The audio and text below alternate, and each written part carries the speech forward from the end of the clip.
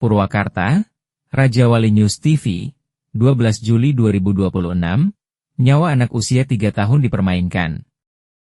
Pelayanan kesehatan di Klinik Ashofa, Desa Sukatani, Kecamatan Sukatani, Kabupaten Purwakarta, terbukti sangat memalukan, tidak manusiawi, dan diduga melanggar hukum berat. Fasilitas kesehatan ini kini dihujat keras setelah berani mengabaikan dan menelantarkan anak kecil dalam kondisi kritis, tidak sadarkan diri, tanpa memberikan pemeriksaan medis sedikitpun. Hanya disodorkan obat sembarangan dan disuruh pulang. Kejadian mengerikan ini diungkapkan langsung oleh Ujang, ayah dari Muhammad Purra Bahari, 3 tahun, yang datang dengan penuh kemarahan dan kesedihan mendalam ke kantor komunitas wartawan Cyber Purwakarta, KWCP, Selasa, 30 Juni 2026. Saat itu anakku sudah tidak sadarkan diri sepenuhnya. Lemas tak berdaya.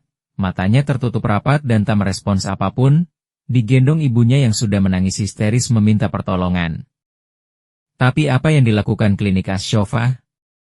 Tidak ada dokter yang mendekat, tidak ada cek nadi, tidak ada ukur tekanan darah, tidak ada pemeriksaan apa-apa.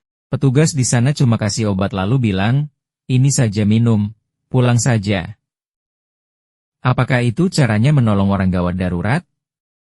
Apakah nyawa anak kami sebegitu murahnya di mata mereka? Bentak Ujang dengan suara bergetar menahan amarah. Tindakan Klinik Ashofa ini bukan sekadar pelayanan buruk. Ini adalah kelalaian fatal, penelantaran pasien, dan pengkhianatan kewajiban kemanusiaan serta profesi medis. Sesuai UU Nomor 36 Tahun 2009 tentang Kesehatan dan UU Nomor 44 Tahun 2008, setiap fasilitas kesehatan wajib dan tidak boleh menolak memberikan pertolongan pertama pada pasien gawat darurat, tanpa syarat, tanpa menunggu prosedur lain, dan apalagi tidak boleh memberikan obat tanpa diagnosis dan pemeriksaan tenaga medis berwenang. Tindakan ini berisiko tinggi merenggut nyawa dan mengancam keselamatan pasien secara sengaja maupun lalai. Hingga berita ini dirilis, sampai sekarang belum ada tanggapan apapun dari pengelola Klinik Ashofa. Upaya awak media menghubungi pihak klinik terus diabaikan dan tidak ada kejelasan siapa yang bertanggung jawab atas kelalaian nyaris mematikan ini. KWCP dan keluarga korban menuntut tanpa tunggu lagi. 1. Dinas Kesehatan Kabupaten Purwakarta segera turun langsung. Lakukan inspeksi mendadak. Hentikan sementara operasional Klinik Ashofa jika terbukti melanggar standar, dan tindak tegas pihak yang bersalah sesuai aturan profesi dan hukum yang berlaku. 2. Kepolisian Resor Purwakarta segera proses laporan ini sebagai dugaan tindak pidana penelantaran dan kelalaian yang membahayakan nyawa orang lain. 3. Pengurus Klinik Ashofa wajib meminta maaf secara terbuka, menjelaskan alasan kelalaian ini, dan menjamin penanganan medis terbaik bagi Muhammad Purra Bahari tanpa biaya sepeser pun. 4. Seluruh fasilitas kesehatan di Purwakarta harus jadi pelajaran. Jangan pernah menjadikan alasan apapun sebagai alasan untuk membiarkan nyawa manusia terancam. Kami komunitas wartawan Cyber Purwakarta tidak akan diam melihat hal kriminal di dunia kesehatan ini dibiarkan berlalu begitu saja. Kami pantau terus perkembangan kasus ini sampai keadilan ditegakkan sepenuhnya. Sopyan melaporkan dari Purwakarta, Jawa Barat.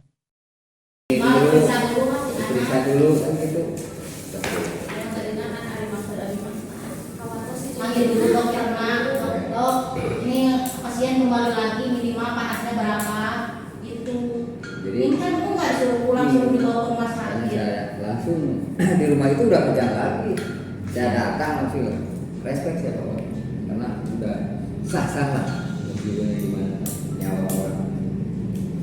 Jadi gini Pak ya, di klinik itu kan ada standar operasional prosedur. Ya pasti kan. Jadi ya kita menggunakan itu karena khawatir bahwa pasien terjadi kejang lanjutan dan di sini tidak bisa penanganan. Karena apapun yang dilakukan kalau tidak ada alat atau obat, ya percuma gitu. Alhamdulillah sampai sekarang, alhamdulillah sekarang anaknya langsung habis berobat. Alhamdulillah. Ini alhamdulillah Bu, berarti Ibu pindah ke rumah sakit atau ke klinik asli, ada pelayanan itu alhamdulillah. Ya itu kan. Artinya kan ibu atau bapak kan menganggap bahwa kami tidak melakukan pelayanan. Ya kami secara klinik tidak bisa dikatakan seperti itu. maka itu hak bapak atau ibu kami tidak melakukan pelayanan, tetapi kami menyarankan kepada pasien untuk segera dirujuk karena asumsinya sudah ada pemberian obat lebih awal, kan gitu kan? Kan kalau yang namanya klinik itu kan pelayanan tingkat pertama, Pak. Sarananya terbatas. Kalau sudah diindikasikan seperti itu dan kemungkinannya sudah dipastikan seperti itu, ya kami tidak bisa melakukan pelayanan lebih lanjut, akan berisiko. Oke. Kalau misalkan anak bapak dilayani, kami diterima, kemudian terjadi kejadian, kami tidak dapat kejadian, kemudian sampai plus kami yang kena. Oke, gini Pak Dadang, pertanyaan saya. Kata Pak Dadang ini sudah kejadian, kenapa tidak ditangani, terus kenapa disuruh ke rumah sakit, ya kan? Nah, seharusnya dari prosedur klinik juga itu kalau tidak bisa ditangani dari pihak klinik, seharusnya memberikan surat rujukan ke rumah sakit. Itu kan? Seharusnya dari klinik itu mengeluarkan surat gitu rujukan. Kalau memang tidak mampu di klinik kita untuk menangani pasien, ya kan, yang sudah darurat, yang tidak punya alat-alat, nah seharusnya diberikan. Posisi pada saat itu, kalau saya lihat di CCTV, pasien itu dalam kondisi tidur, Pak, tidak dalam kondisi kejang. Nah, oke, sekarang. Nah, kalau posisi pasien kejang, Oke, atau gini. dalam kondisi kegawat daruratan itu pasti dalam Betul. Jadi gini Pak, pada ini ya, kata Pak Dadang melihat di CCTV dalam keadaan tidur.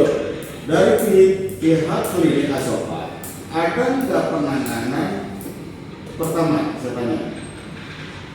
Enggak, untuk dalam pemeriksaan. Ya sebenarnya atau begini Pak, pasien itu datang berkomunikasi dengan bagian pelayanan, kan sudah ada komunikasi itu, dan bagian pelayanan menghabiskan, Bu, sebaiknya ini dirujuk, dan pasien langsung pergi kan gitu kan, kalau saya begitu kan.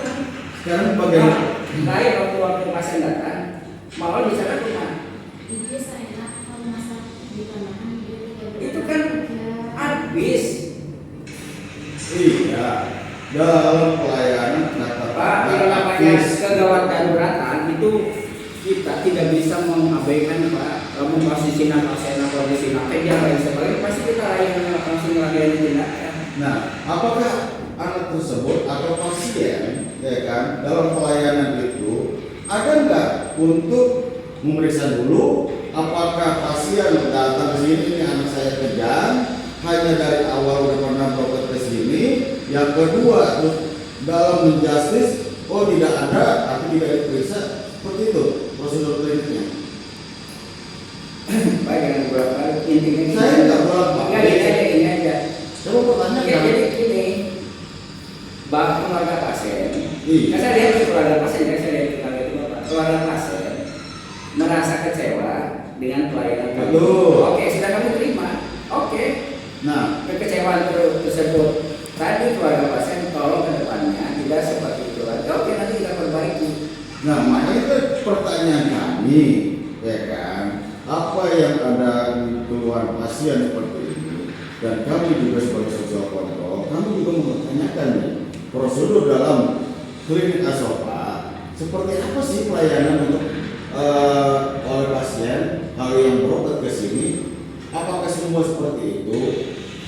Sudah pertama tidak sanggup diarahkan tapi tidak memberikan surat-surat untuk rujukan, gitu.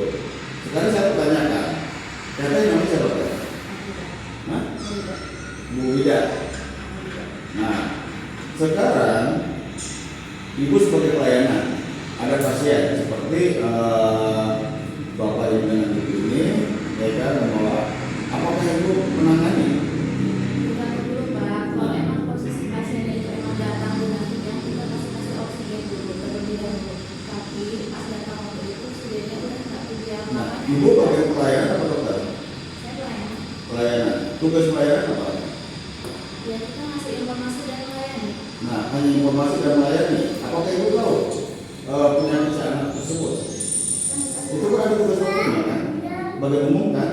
Apakah sudah diarahkan ke dokter umum dulu? Ya karena kan dia sudah berobat dulu, terus yang kedua kejangnya sudah berulang.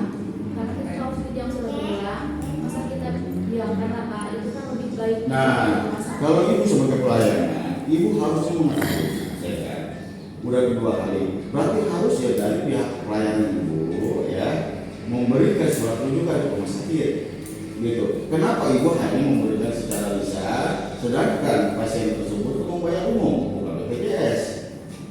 Untuk malam punten ya Pak, pas waktu malam sama saya tidak mendaftarkannya karena pas lihat kondisinya ya udahlah bisa kok langsung ke IGD karena itu termasuk gawat daruratan tanpa rujukan pun masih bisa. Iya, tapi kan pasti biasanya kan namanya orang awam kan tidak tahu. Biasanya kalau rumah sakit itu udah berobat di mana gitu kan, sudah sering kemana gitu kan, pasti dipertanyakan ada nggak surat rujukannya, ada nggak ininya gitu.